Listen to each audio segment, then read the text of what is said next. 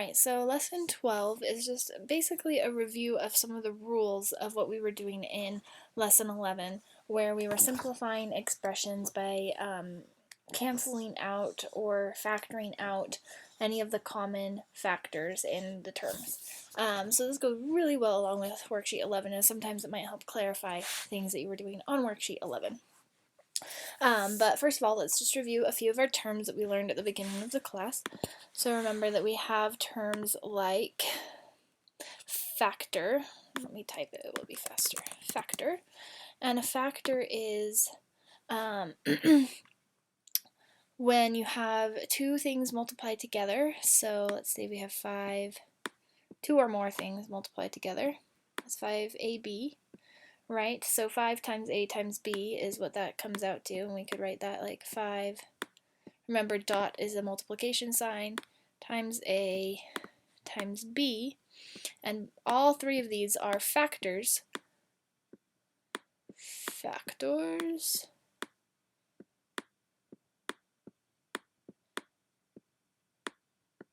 That's terrible factors, but anyway, these are all factors of this term.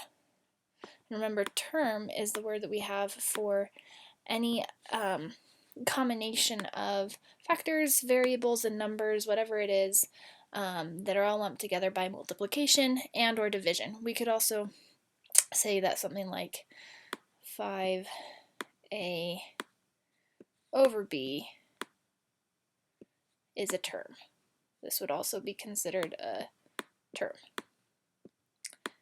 Alright, so that's just a quick review of those. And then remember when we have terms added together, so let's say we have 5ab plus 5a over b, this is considered an expression, and I'm going to type that out because it will be faster. Expression. So any terms added together make expressions, and then the smaller components that make up your terms are factors. So that quick review, very important when we discuss how when we are simplifying expressions, or the giant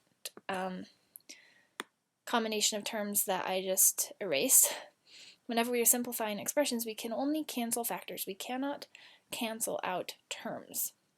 So let's look at this with some simple examples to see why this is the case before we go on to some more complicated examples of what you might see. I'm just going to get rid of all of these. Alright, so first example, if we have the problem 3 plus 3 divided by 3. Okay, and in lesson 11 we were dealing with problems like 3x plus 3y divided by 3. And in this case we could cancel out this 3 divided by 3 is 1, 3 divided by 3 is 1, and our problem would have simplified to x plus y.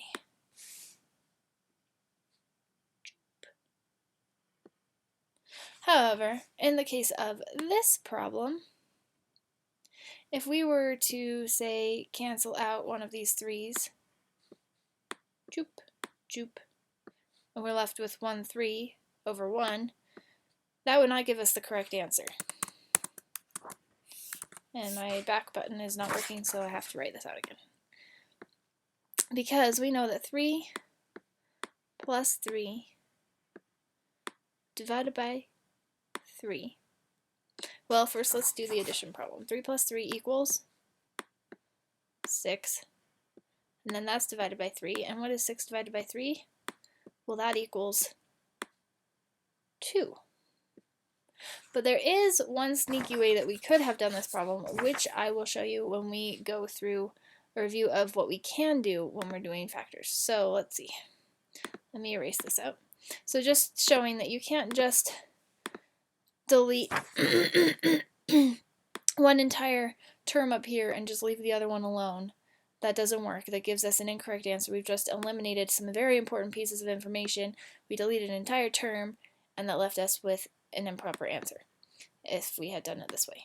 But if we just add them together, then we get the correct answer, which is obviously 2. Anyway, going back to another example, if I can erase this successfully.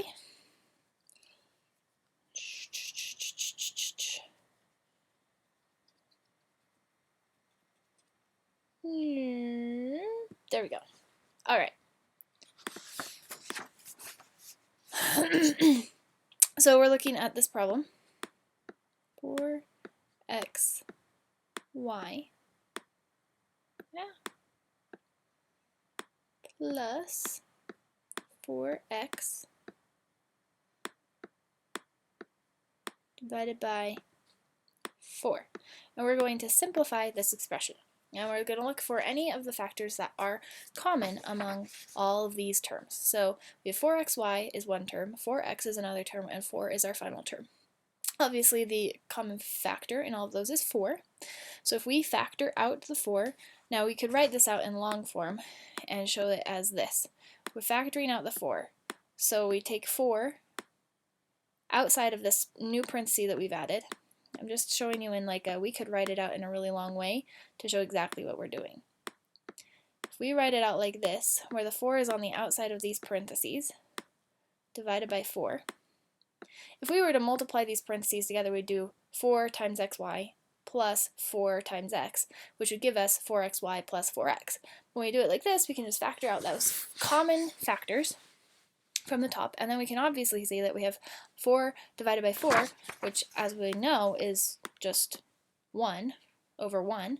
So we have 1 times x, y plus x, that is a funny x, divided by 1. And whenever we have 1 on the bottom of a division sign, it doesn't change anything. Anything divided by 1 is still itself. And so we could just write the simplified expression as x, y plus x as our final answer.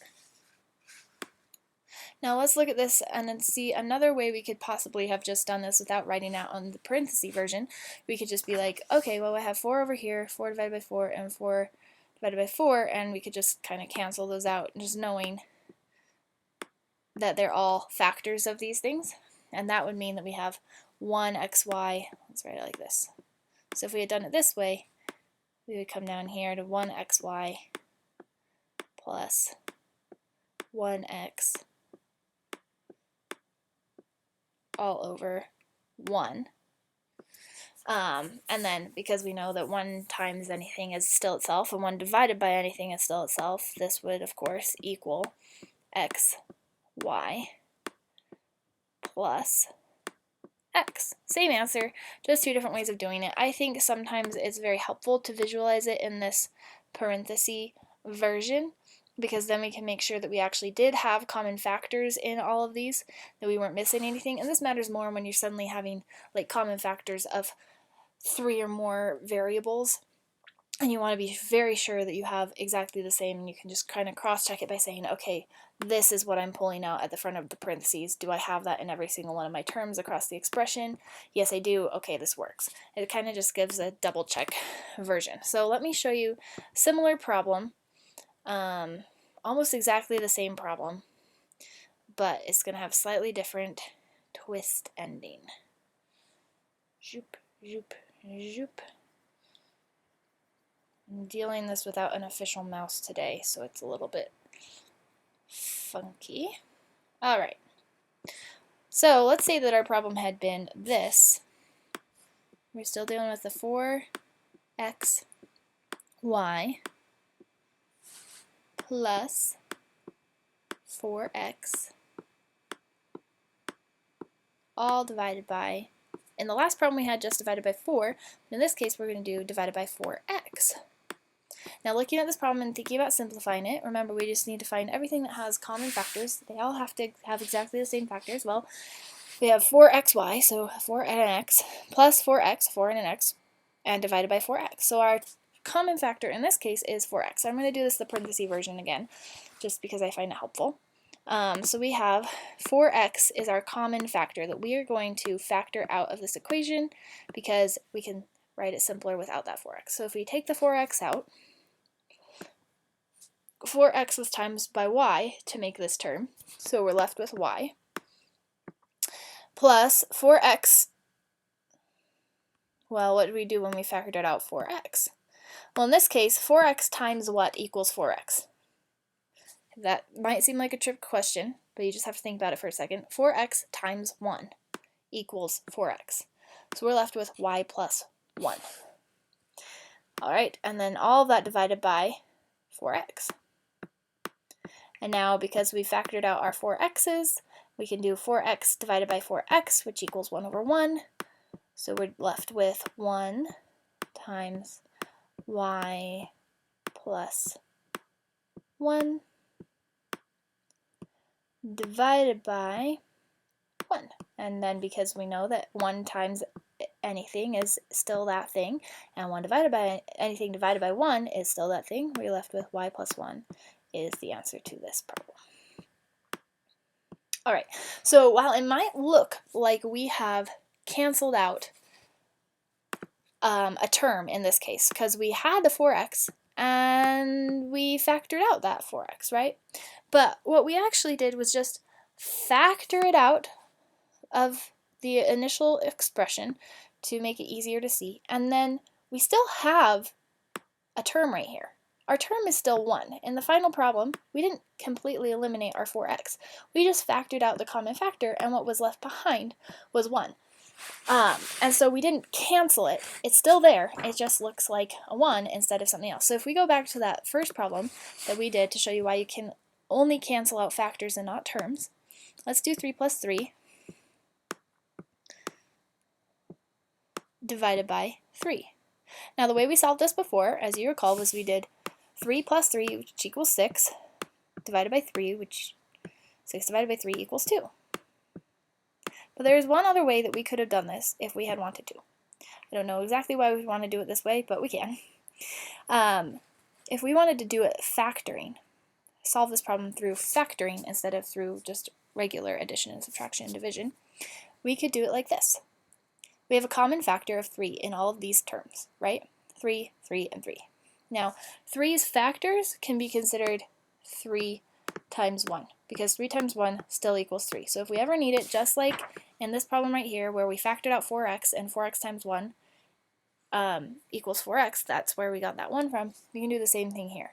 The factors of 3 are 3 times 1, so 3 and 1 are our factors.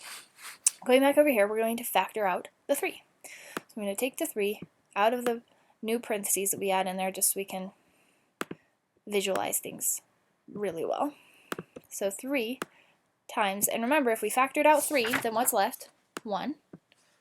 Plus, if we factor out 3, we're left with 1. And we divide that all by 3. Well, when we have 3 divided by 3, we have 1 over 1.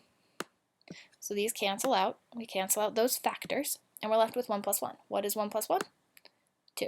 And so by either factoring or regular addition, we can get the same answer for this problem, because we canceled the factors, but we did not cancel any terms. We didn't just be like, oh, 3 and 3, those match, we're left with 3. That would be incorrect. That would be canceling out terms. Instead, we factored and found what our base factors were, in this case 1 and 1, and that equaled 2. Hopefully that all makes sense. Hopefully my explanation didn't muddy something that was already clear, but that's what we're dealing with when we are talking about not canceling out terms. Alright, let's see if there is another example to do really quick. Move down here. Let's do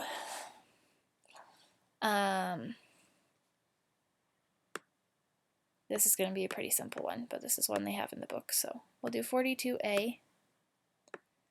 That's supposed to be an a, by the way, and divided by 7a. So what are our common factors in this case? Well, hopefully you know your multiplication pretty well and know that 42 could be made up of several things. 42 could be made up of 21 times 2, but it could also be made up of 7 times 6. And since we need a 7 for our common factor, we're going to go with that one.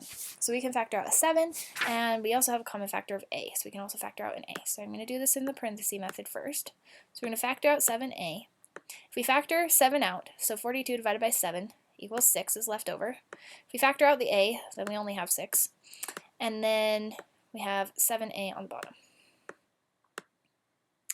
7a divided by 7a is, of course, 1. Those can cancel each other out, and we're left with the answer of 6 for this problem.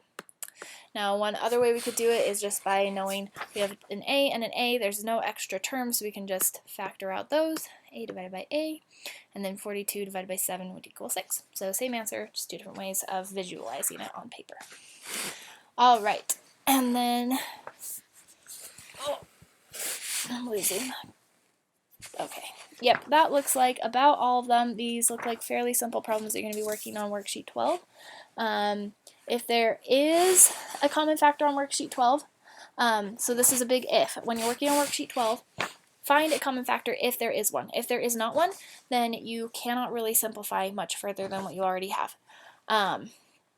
So you find one if there is one, and if there isn't, you can just leave the problem as it is written.